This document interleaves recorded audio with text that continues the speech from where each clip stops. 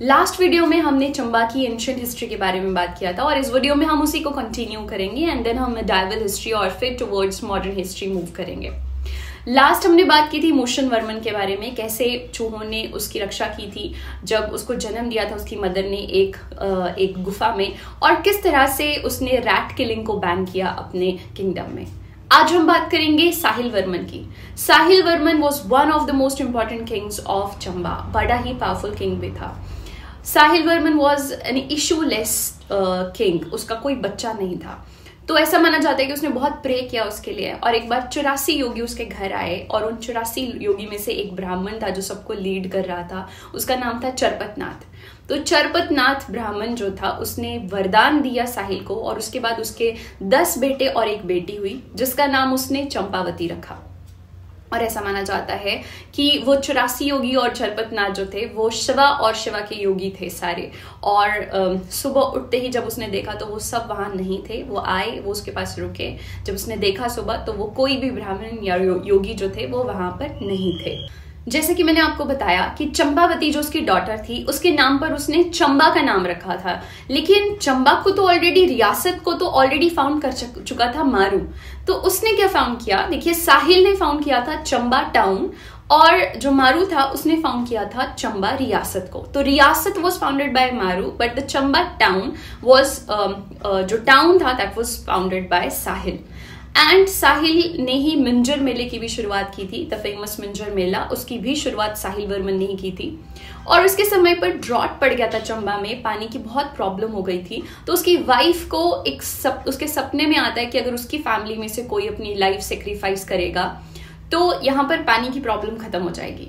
Now being a mother वो अपने बच्चे को सेक्रीफाइस नहीं करना चाहती थी। बीइंग अ वाइफ वो अपने हस्बैंड या फिर उस रियासत के राजा को भी सेक्रीफाइस नहीं करना चाहती थी। So she decided to sacrifice her own life. तो उसने अपनी लाइफ सेक्रीफाइस की और वहां पे पानी की प्रॉब्लम खत्म हो गई। तो उसके नाम पर, नैना देवी के नाम पर, वहां पर सूही मेला जो है वो मनाया जाता है। और इस मेले में सिर्फ विमेन और चिल्ड्रन ही जाते हैं, मेल्स जो हैं वो इस मेले में पार्टिसिपेट नहीं करते।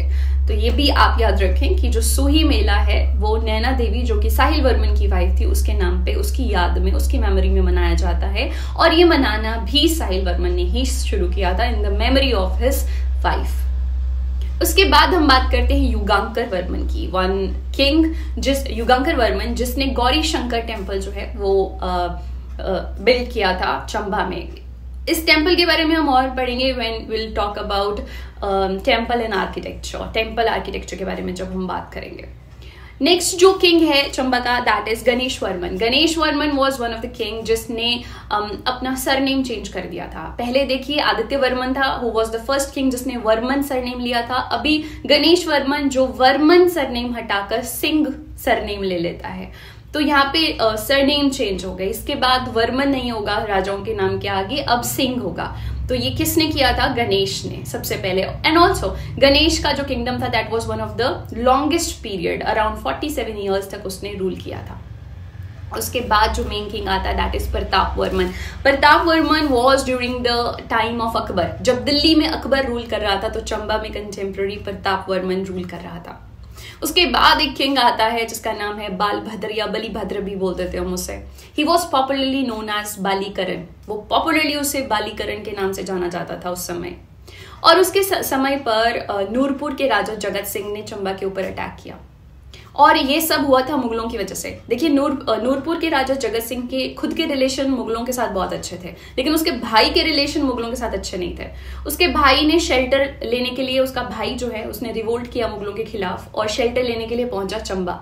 चंबा रियासत के राजा ने उसे शेल्टर नहीं दिया क्योंकि उसे लगता था कि अगर मुगलों के खिलाफ गया तो शायद मुगल उसके ऊपर अटैक ना कर दें। जब उसे शेल्टर नहीं दिया तो वो मारा गया। और इससे जो है वो जगत सिंह जो नूरपुर का था उसे बहुत गुस्सा था चंबा रियासत से कि उन्होंने उसके भाई को शेल्टर नहीं दिया, हालांकि खुद के रिलेशन उसके मुगलों के साथ बहुत अच्छे थे। तो इस के लिए उसने चंबा के ऊपर अटैक किया एंड चंबा को अपने अधीन रखा अप्रॉक्स 20 ईयर्स के लिए। 20 साल तक कम से कम जगत सिंह के अंडर जो है वो चंबा रहा। और यही नहीं, उसने बालभद्र का जो बेटा था पृथ्वीचंद, उसको भी कहा कि इसको भी मार दिया जाए, हेयर भी खत्म कर दिया जाए। लेकिन उसकी जो दाई थी यानी नर्स, जिसका नाम बाटलू था, उसने उसे सेव किया, उसको प्रोटेक्ट किया। और बाटलू जो है वो उसको मंडी ले आई और मंडी में जाकर उसने उसको सेव किया। आगे हम बात करेंगे चतर सिंह की। ऐसा माना जाता है कि Chatar Singh was one of the bravest king of Chamba. तो उसके समय पर औरंगजेब दिल्ली पे रूल कर रहा था और Aurangzeb one of the cruellest Mughal था। उसने टेम्पल्स और गुरुद्वारा या दूसरे धर्म के, इस्लाम को छोड़ के दूसरे धर्म के जितने भी पिलग्रिमेज थे उनको सबको डिस्ट्रॉय करने का ऑर्डर दिया था। And Chatar Singh was the one who refuse to take his order. उसने मना कर दिया था कि वो उसका ऑर्डर नहीं लेगा और वो किसी भी टेम्पल को डिमोलिश नहीं करेगा। So this is how we know that कि he was one of the bravest king, Chatar Singh. Then was Umed Singh. Umed Singh के समय पर चंबा का जो रूलिंग थी, मतलब चंबा की जो बाउंड्रीज थी वो काफी दूर दूर तक फैली थी। उसने काफी बढ़ाई थी चंबा की बाउंड्रीज। इनफैक्ट वो मंडी रियासत तक पहुंच गया था। और यही नहीं, उसने मंडी में कंस्ट्रक्शन भी की और उसकी जो इंपॉर्टेंट कंस्ट्रक्शन है मंडी में, that is Nada Mahal and रंग महल। ये दोनों बहुत इंपॉर्टेंट कंस्ट्रक्शन है उसकी, वो बहुत बार पूछी जाती हैं। नाडा महल एंड रंग महल जो है वो उसने मंडी रियासत में बनाया था उमेद सिंह ने। उसके बाद and also he was one of the coolest king of his time, में भी आप कह सकते हो कि बड़ा ओपन ख्यालों का था। उसने अपनी वाइफ को मना किया था कि इफ ही डाइट, अगर कभी भी उसकी मृत्यु हो जाती है किसी एक्सपीडिशन में या कहीं कभी भी, तो वो सती ना हो। उस समय सती जो प्रथा थी वो बहुत प्रेवलेंट थी और ऐसा कोई रेयरली कहता था। तो उसने अपनी वाइफ को मना किया था कि वो सती नहीं होगी। चलिए, next was Jeet Singh. Jeet Singh was one of the king जिसके टाइम पर जो है वो अमर सिंह थापा ने अटैक किया चंबा के ऊपर। अमर सिंह थापा, देखिए अमर सिंह थापा ने क्यों अटैक किया था, इसके पीछे भी स्टोरी है। कांगड़ा का एक राजा था संसार चंद, वो बहुत ही पावरफुल होता जा रहा था। उसका ड्रीम था, उसका गोल था कि वो पूरे हिमाचल की छोटी बड़ी सभी रियासतों को अपने अंडर ले ले और एक किंगडम बना ले, एक पहाड़ी किंगडम बना ले।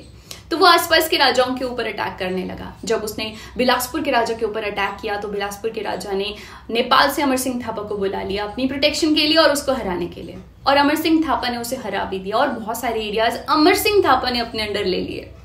तो चंबा को भी ये डर था और उन्होंने भी उसकी अमर सिंह थापा की हेल्प की अगेंस्ट संसार चंद। तो वजीर नाथू को जो है उन्होंने भेजा था अमर सिंह थापा की हेल्प करने के लिए। तो यहाँ तक काइंड ऑफ हमारी मेडाइवल हिस्ट्री जो है वो चंबा की खत्म होती है। इसके बाद जो किंग्स आएंगे उनके बारे में जब हम बात करेंगे तो साथ में हम ब्रिटिशर्स की भी बात करेंगे और वो हम पार्ट 3 में डिस्कस करेंगे। I hope you found this video very informative. Please keep sharing with your friends. Thank you.